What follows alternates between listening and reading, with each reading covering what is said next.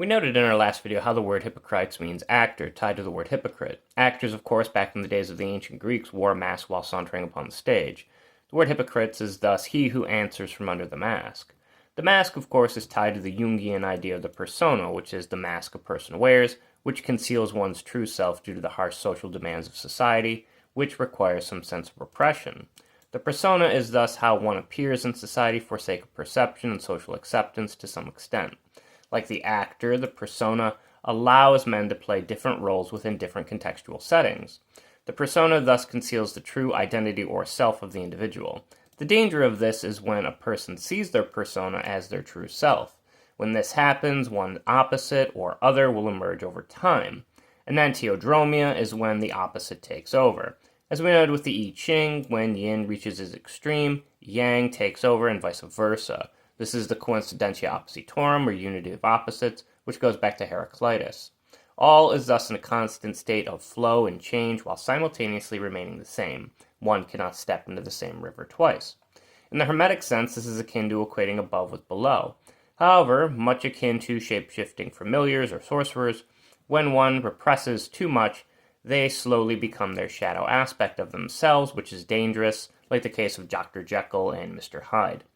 The key then becomes to dissolve the persona akin to the alchemic notion of solvet coagula, so as to reveal this true self that lies buried beneath the social mask one wears for society's sake. And thus, by bringing the unconscious shadow, the anima and animus, and the collective unconscious set of archetypes into our conscious state, one undergoes the individuation process. Thus, akin to the Hermetic notion of healing, one is made whole.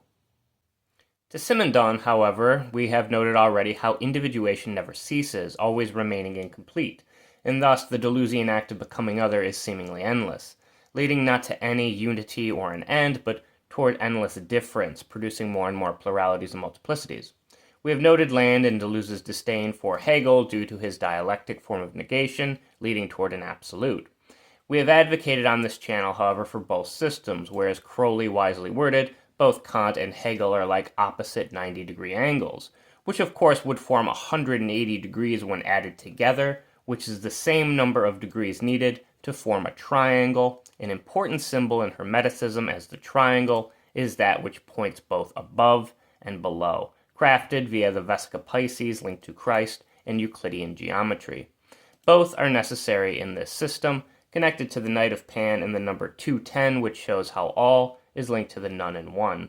While many point to the need for non-Euclidean geometry due to the curvature of space-time, which is tied to acceleration, we can point to Deleuze's notion of flat space or smooth space, which, acting opposed to striated spaces of hierarchical identity, one escapes in a line of flight to the outside as a war machine, eluding the capture of the state apparatus. Euclidean space is flat space. Either way, the concept of the triangle and flat Euclidean space is just a metaphor, and it's best not to base any argument solely from such an analogy. The problem facing people nowadays is that while we associate with living in Foucauldian disciplinary societies, which grant one a specific identity for each context they're in, meaning we could escape one context for another, or oneself for another, we currently also live in Deleuzian control societies, where all the barriers or borders of these separate contexts have been broken, meaning that the masks or personas we wear are not so easy to identify with.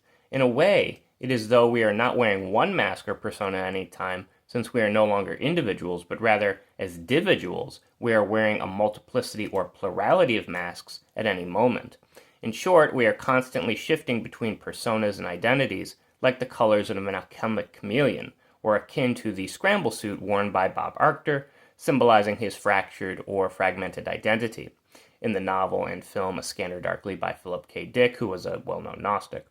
Arctor's name, of course, is tied to the word actor itself. To quote Dick, "Actor, Arctor," he thought, Bob the actor who was being hunted.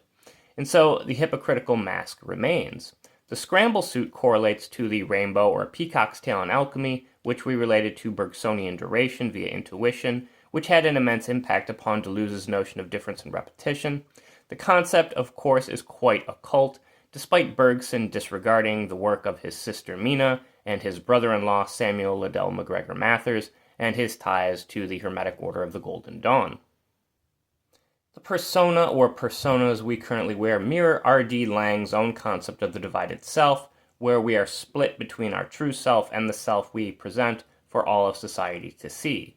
To Lang, this existential uncertainty is the cause for schizophrenia itself, an aspect Deleuze and Guattari would pick up upon in their creation of schizoanalysis itself. This self-contradiction thus leads to what is known as a double bind. The term double bind actually would be used, of course, by Satoshi Kon in his anime Perfect Blue, where in the anime the character Mima ends up losing her identity or sense of self. It's one of my favorite animes of all time, so check it out if you haven't. Rather than simply having one false self or persona, however, we now have multiple false selves in our current Deleuzian control society. And thus, we have not one persona or mask to deal with, not just one hypocrite, but a plurality of personas and hypocrites inside of us to unmask. The best game to convey this concept would be Persona 5, where Igor or Caroline and Justine, the oxymoronic twins who are unified after obtaining gnosis, in the Velvet Room aid the imprisoned inmate in executing old personas via fusion, repeatedly creating the different third term from the prior two ad infinitum, so as to drive out the demiurge and free himself from his imprisoned fate. Like as D&G noted in 1,000 Plateaus, we're a bit lost now, like Alice in Wonderland. But that fits in perfectly with the schizonautic experience, leading to a loss of self since inside each of us is several. The demonic legion of Mark 5-9, the demons like Cain who abandoned God. For as D&G state, since each of us was several, there was already quite a crowd. Demonically possessing all of us at this moment are a plurality of false demonic personas, repressing the rainbow of true selves inside us all. We equated all forms of oath-breaking and all exorcisms to Horkos, the son of Eris, tied to Discordianism. Unlike Land claims, the mask of human flesh does not finally fall off to reveal a robot, but rather, the mask only reveals a great many more masks of men, a multitude. Man is forever anonymous, infinite incognito, like an onion router upon the dark web. Like the layers of an onion that never end, we peel back upon our multiplicity of personas. Incognito etymologically means unknown, which is the exact opposite of gnosis itself. Cognoscere means to know, linked to words like cognition or recognize, and Descartes' own cogito in cogito ergo sum, an important theme in the Gnostic anime ergo proxy, which causes the autoraves to gnostically awaken via the cogito virus. 1 Corinthians 13:12 was the basis of Dick's book and is also cited in Oshii's 1995 film, Ghost in the Shell, where the Major loses her sense of self to evolve on and merge with the puppet master. Also, to know has biblical connotations, like how Adam knew Eve for sexual relations, which fits in perfectly with sex magic and the need to unify opposites. Are we but cogs in the machine, or can we find true cognition, our anamnesis or memory, unmasking identity as noted in SSQ's song Anonymous, or perhaps obtain hypnosis as noted in Eric Satier's Nociene No. 1? The rainbow has been blacked by the nihilistic abyss. From Bataille's black sun, the sacred via sacrifice begins to bloom. But like Bob Arctor, do we go on acting as we are being hunted? Or instead, do we gain the needed gnosis to see how we are being deceived and led to slaughter as if some kind of human sacrifice, tied to sacrificium? A Scanner Darkly is a tragic tale and a warning for those of the contemporary world. For science fiction is no longer about the future when living in eternal present, where the present day and present time of Lane never ceases to linger, before a cackling laugh starts to sound upon a television screen of static and snow.